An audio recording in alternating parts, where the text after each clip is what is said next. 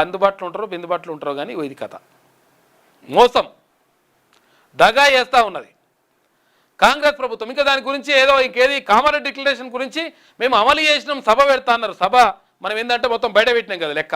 తీన్మార్ మల్లన్న క్యూన్యూస్లో మొత్తం బయట పెడితే ఈ విషయాలన్నీ కూడా బయట పెడితే ఏమని మీ మేనిఫెస్టోలో ఉన్న కథ ఏంది, ఎత్తుకున్న రాగం ఏంది, పాడుతున్న పాట ఏంది అని చెప్పేసి అడిగితే ఇదంతా పాట అంతా మొత్తం బెడిసికొట్టేటట్టు ఉంది, దెబ్బ పడేటట్టుందని చెప్పేసి కాంగ్రెస్ పార్టీ అధిష్టానం ఆలోచించింది. ఈ కామారెడ్డి డిక్లరేషన్ సభ లేదు ఇవ్వలేదు, విజయోత్సవ సభ అని చెప్పేసి, విజయోత్సవం కాదు నాశనం సభ అది కావని అట్లా అని చెప్పేసి విరమించుకున్నారు. ఇక్కడ కేసీఆర్ ఓ మాట చెప్పిండు, కరీంనగర్లో నేను సభ పెడతా బీసీల కోసం అని చెప్పి. అది బంద్ అయింది. ఎందుకంటే వీళ్ళకు చిత్తశుద్ధి లేదు, ఉండదు. బీసీలకు సంబంధించి వీళ్ళకు క్లారిటీ ఉన్నది, వాళ్ళకి క్లారిటీ లేనిది బీసీలకే. కాబట్టి బీసీలు అప్రమత్తమైనరు, ఆల్రెడీ చైతన్యమైనరు.